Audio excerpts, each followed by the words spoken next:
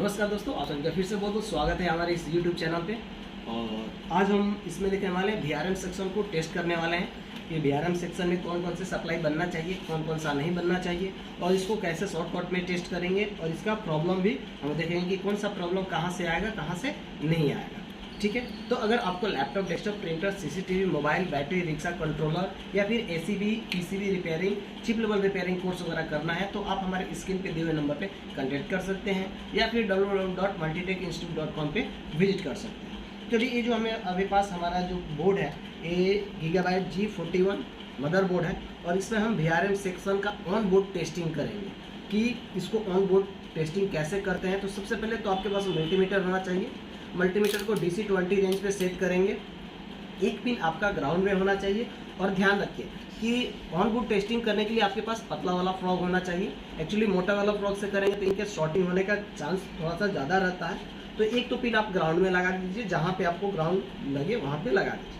अब आपको बोर्ड को स्टार्ट करेंगे तो आप बोर्ड पे लाइए, यहाँ पे लाइए, अब यहाँ पे ये ठीक है। तो अब यहाँ पे ये है हमारा मदरबोर्ड, पावर सप्लाई हमारा कनेक्ट है। ठीक है, अब हम इसको ऑन करते हैं। हमने इस बोर्ड को ऑन किया, हमारा मदरबोर्ड ऑन हो गया। मदरबोर्ड ऑन हो गया, चल के बंद हो गया। फिर देखते हैं एक्चुअली क्या है, कोई कोई मदरबोर्ड होता है एक बार चल के बंद हो जाए, इस टाइम वो रीसेट लेता है। तो ऐसा नहीं परेशान हो जाना है, थोड़ा सा आप वेट करेंगे कि क्या कंटिन्यू चल रहा है कि नहीं चल रहा है। सबसे पहले आपको क्या चेक करना है कि 4 पिन ATX कनेक्टर में 12 वोल्ट आ रहे हैं कि नहीं। अगर नहीं आते तो ये चलने नहीं देता। तो यहाँ पे 12 वोल्ट की सप्लाई हमारा बन रहा है। अब यहाँ पे देखेंगे बहुत सारे मोस्फेट लगे हुए हैं। तो सबसे पहले तो आप ट्रेसिंग में इसकी कंसेप्ट समझ लेते हैं कि एक मेन 2 सपोर्टिंग लगा है कि एक मेन 1 सपोर्टिंग लगा है। तो यहाँ पे देखेंगे 3 मोस्फेट लगे हैं, यानी एक मेन होगा और 2 सपोर्टिंग होगा। तो हम ये मेन है, इसके ड्रेन के ऊपर हमने चेक किया कितना वोल्टेज है, 12 वोल्टेज सप्लाई यहाँ पे बन रहा है।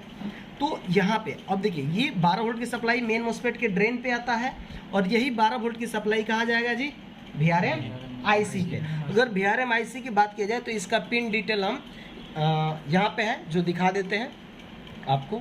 तो आपके पास सबसे पहले तो इसका सेमेस्टिक अगर आपको मिल रहा है तो उसको डाउनलोड कर लीजिए। और सेमेस्टिक जब डाउनलोड कर लेंगे तो किधर है, चौथे नंबर 3 4 ये वाला पेज है। अगर आप देख रहे होंगे तो यहाँ पे ये देखिए 29 नंबर पिन जो है PVCC, यहाँ पे 12 वोल्ट की सप्लाई आ रहा है एक रजिस्टर के थ्रू इसके अंदर PVCC यानी 29 नंबर। तो इसमें देखेंगे कि ये आपका VRM IC है, एक साइड में है 12 पिन, तो 12 12 24 1 25 26 27। अब अगर आपके पास अगर आपको थोड़ा सा डाउट लग रहा है कि इसके पिन पे डायरेक्ट चेक करने के लिए तो क्या करें, आप इसके आसपास के कंपोनेंट पे चेक कर लीजिए, बेटर होगा। ठीक है, तो आप कोशिश करें कि इसके आसपास के कंपोनेंट पे चेक करेंगे तो इस पे 5 वोल्ट आ रहे हैं, इस पे 12 वोल्ट की सप्लाई आ गई क्योंकि उसमें भी रजिस्टर लगा हुआ है। तो रजिस्टर पे आपका 12 वोल्ट आएगा, वो अब यहाँ से निकल के यहाँ पे चल जाएगा, हम डायरेक्ट पिन पे नहीं जा रहे हैं। ठीक है, तो 12 वोल्ट की सप्लाई मिल गई।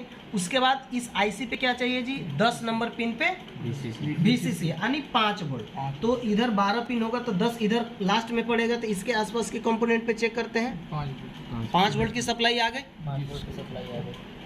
5 वोल्ट की सप्लाई आ गई, माने इस IC पे 12 वोल्ट 5 वोल्ट आ गया, VRM और मेन मोस्फेट के ड्रेन पे 12 वोल्ट की सप्लाई आ गई। अब जब तक ये आपका VRM IC इनेबल नहीं होगा तब तक क्या करेगा, मेन और सपोर्टिंग का गेट को एक्टिव नहीं होने देगा। ठीक है, तो इसको अब सबसे पहले अब क्या है कि VRM IC कहाँ से इनेबल हुआ ये हमें जानना है।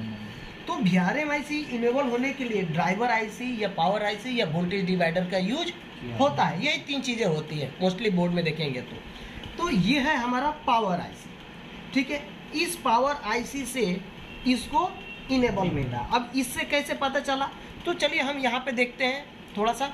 ये इनेबल वाला 36 नंबर पिन है, ये VTT पावर गुड यहाँ पे कॉपी है और इस पर हमने सेलेक्ट किया, ये यहाँ पे गया, यहाँ पे गया और यहाँ पे आ गया VTT पावर गुड का ये सेक्शन पे ही आ गया। ये IC है LM324 यानी पावर IC।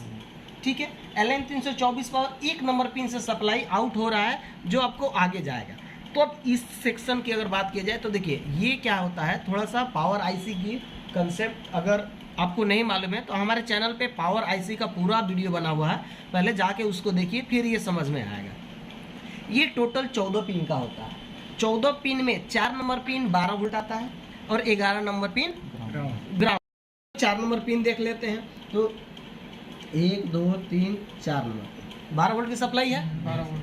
ठीक इसके सामने वाला 11 नंबर ग्राउंड है, ठीक है। इसमें जो जो पिन है वही हम चेक कर लेंगे।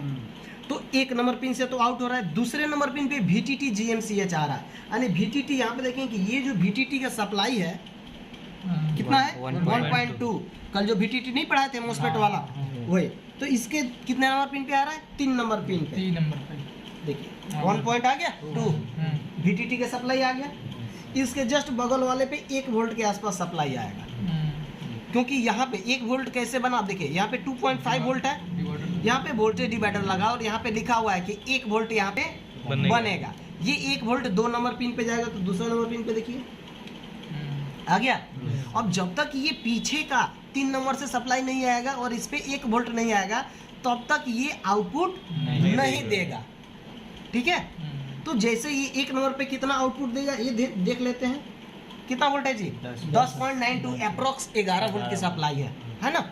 ये 11 किधर गया से सप्लाई निकला। यहाँ पे आगे क्या लगा हुआ है जी वोल्टेज डिवाइडर। एक रजिस्टर है 8.2 किलो ओम का और दूसरा है 2.4 किलो ओम का। ये दोनों वोल्टेज डिवाइडर मिलकर तो यहाँ से देखेंगे सॉरी ये तो ये यहाँ पे यानी बीच में कितना वोल्ट निकला जी 2.46। ये 2.46 यहाँ से आगे बढ़ा। एक कैपेसिटर लगा हुआ है पैरेलल में लगा हुआ है फिल्ट्रेशन के लिए लगा हुआ। उसके बाद ये सप्लाई चला जा रहा है कहाँ VRM IC पे। तो ये VRM IC है। अब इसके 36 नंबर पिन पे सप्लाई जा रहा था, देख लीजिए ये देखिए आ गया VTT पावर गुड। यहाँ पे इन हो रहा है, एरो का सिंबल अंदर जा रहा है कितने 36 नंबर पे। तो 36 नंबर पे ये 2 पॉइंट समथिंग जो वोल्ट बन रहा था वो आना चाहिए। तो ये है एक साइड में 12, तो 12 12 24 बातें 36, ठीक है। तो ये कोने वाली पिन होगी आ गए 2.46 यानी आपका VRM IC इनेबल हो गया। अब जैसे ही VRM IC इनेबल होगा ये क्या करेगा जी मेन मोस्फेट के गेट को ऑन कर देगा, एक्टिव कर देगा। तो ये आपका मेन मोस्फेट था यही ना। तो अब ये 8 पिन वाला मोस्फेट है, ठीक है। अब 8 पिन वाला मोस्फेट है तो इसका 1 2 3 सोर्स होता है और 4 नंबर पिन जो है ये गेट इनेबल होता है। तो इसका गेट इनेबल हो रहा है, देख लेते हैं 1.74। हमने लिखवाया है आपको मेन मोस्फेट का गेट इनेबल होने के लिए 1 से लेके 3.3 वोल्ट के बीच में सप्लाई चाहिए। तो 1.7 बन रहा है अप्रॉक्स, सही है। अब जैसे ही इसका गेट इनेबल होगा तो इसके सोर्स से सप्लाई निकलेगा और कहाँ जाएगा सोर्स से कितना निकला 1.32। ये सपोर्टिंग मोस्फेट के ड्रेन पे, ये 2 सपोर्टिंग है ये और ये, इसके ड्रेन पे गया 1.3 और जैसे ही ये 1 पॉइंट यहाँ पे पहुंचेगा तो इस आईसी को फेस के रूप में आईसी को अब यहाँ पे थोड़ा सा समझेंगे। ये वाला समझेंगे कि ये 12 वोल्ट सप्लाई आ गया, इसका गेट इनेबल हुआ, ये वाला एक रजिस्टर के साथ गेट इनेबल हुआ, इसके सोर्स से निकला इसके ड्रेन पे पहुंच गया। अब इसका गेट इनेबल होगा उसी आईसी से। इसी के बीच में एक सप्लाई जाता है फेस, देखिए ये फेस है ना, ये बीच वाला ये कहाँ चला गया जी यहाँ पे आ गया 33 नंबर पेज पे। तो 33 नंबर तो 12 12 24 25 26 27 28 29 30 31 32 33 आ गया 33 नंबर पे फेस बन गया। अब जैसे 33 नंबर पिन पे फेस बन गया तो एक आईसी क्या करेगा तुरंत एल गेट चालू होगा, यानी 30 नंबर से सप्लाई निकलेगा और कहाँ जाएगा सपोर्टिंग मोस्फेट के गेट पे। तो ये 2 मेन हो गए, एक मेन ये 2 सपोर्टिंग। तो इसका 1 2 3 सोर्स है और 4 नंबर पिन गेट है। तो सपोर्टिंग मोस्फेट का भी गेट इनेबल हुआ। जैसे इसका गेट इनेबल हुआ तो यही supply output coil output capacitor से होते हुए ये सप्लाई चला जाता है। तो ये मैं चेक कर रहा हूँ आउटपुट कॉइल, आउटपुट कॉइल पे सप्लाई बन गया, इसका मतलब आपका VRM सेक्शन ओके ओके है। अब देखना है हमें इसमें प्रॉब्लम कहाँ कहाँ आती है। पहला प्रॉब्लम, आईसी को इनपुट 12 वोल्ट और 5 वोल्ट मिलना चाहिए। उसके बाद ये आईसी इनेबल होना चाहिए। सबसे ज़्यादा प्रॉब्लम होता है आईसी का, दिक्कत आता है कि रजिस्टर खराब हो जाने की वजह से आपका आईसी एक्टिव नहीं होता है, इनेबल नहीं हो पाता है, जिसकी वजह से आउटपुट नहीं दे पाता है। अगर 5 वोल्ट मिल गया, 12 वोल्ट मिल गया, इनेबल भी बन रहा है, तो सारे मोस्फेट को चेक कर लीजिए, वो भी ओके है, तो आपका आईसी खराब है। अगर मोस्फेट वगैरह में कहीं शॉर्टिंग होगा तो ये आउटपुट नहीं करेगा, क्योंकि आगे शॉर्टिंग हुआ तो आउटपुट ही नहीं करेगा। तो ये चीज़ है। इसके बाद ज़्यादातर मोस्फेट शॉर्ट होने का, VRM सेक्शन में सबसे ज़्यादा प्रॉब्लम 2 चीज़ का आता है, या तो मोस्फेट शॉर्ट होगा या कैपेसिटर रजिस्टर लीक कर जाएगा। तो अब इसमें प्रॉब्लम आता है नो डिस्प्ले। अगर कोर वोल्टेज नहीं बनेगा तो नो डिस्प्ले इशू आएगा ही आएगा, आएगा ना जी। उसके बाद हैंग और रीस्टार्ट का इशू आता है। तो हैंग और रीस्टार्ट, अगर हैंग हो रहा है तो जितने ये पोलराइज कैपेसिटर लगे हैं VRM सेक्शन में, ये अगर फूल गए, लीक हो गए, तो क्या होगा, ये हैंग कर जाएगा। इससे नॉर्मल अभी चलाएंगे तो आपको ओके दिखाएगा, तो पर जैसे ही विंडो स्टार्ट करेंगे, कोई हैवी सॉफ्टवेयर इस पे ऑन करेंगे, तो क्या होगा, ये हैंग कर जाएगा, कहीं जाके फ्रीज कर जाएगा, रुक जाएगा ना। तो ये प्रॉब्लम आता है। रीस्टार्ट का इशू होता है। रीस्टार्ट का ज़्यादातर इसमें लॉजिक क्या होता है कि बोर्ड को मॉइस्चर की वजह से भी रीस्टार्ट का इशू आता है। अगर VRM सेक्शन से स्पेशली देखा जाए तो CPU और फैन के बीच में एक्चुअली क्या होता है, कूलिंग पेस्ट लगा होता है। वो जब सूख जाता है तो इनके बीच में गैप आ जाता है और प्रोसेसर के हीट को ये ऑब्जर्व नहीं कर पाता है, जिसकी वजह से प्रोसेसर आपका ओवर हीट होता है और कुछ देर चल के आपका बंद हो जाएगा।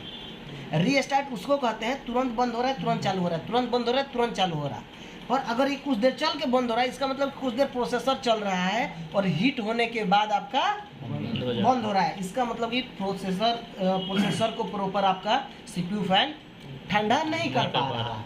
तो कूलिंग पेस्ट चेक करिए, इसके RPM को चेक करिए, इसको अच्छे से साफ उफ करके फिर लगाइए, नहीं तो दूसरा आपको CPU फैन लगाना पड़ेगा।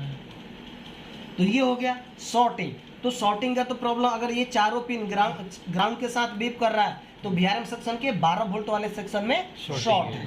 अगर आउटपुट कॉइल ग्राउंड के साथ बीप कर रहा है तो मेन मोस्फेट, सपोर्टिंग मोस्फेट या VRM IC या CPU सॉकेट में शॉर्टिंग है। ठीक है। डेड, तो डेड का इशू क्या आएगा कि 4 पिन ATX कनेक्टर लगा के स्टार्ट करेंगे तो बोर्ड चलेगा। जैसे ही ये 4 पिन लगाएंगे, 24 पिन ATX कनेक्टर लगा के चलाएंगे तो बोर्ड आपका चलेगा। और जैसे ही ये 4 पिन ATX कनेक्टर लगा के चलाएंगे, आपका बोर्ड बंद हो जाएगा। इसका मतलब पता चल जाता है कि ये बोर्ड में जो डेड का इशू है VRM सेक्शन से है। तो अब इस कंडीशन में VRM सेक्शन को डिटेल में चेक करना पड़ता है। Main MOSFET, supporting MOSFET, input coil, output coil, driver IC या VRM IC या CPU सॉकेट या प्रोसेसर भी शॉर्ट हो सकता है। तो ये पूरा एक एक करके आपको चेक करना पड़ेगा। ठीक है। तो ये सेक्शन यहाँ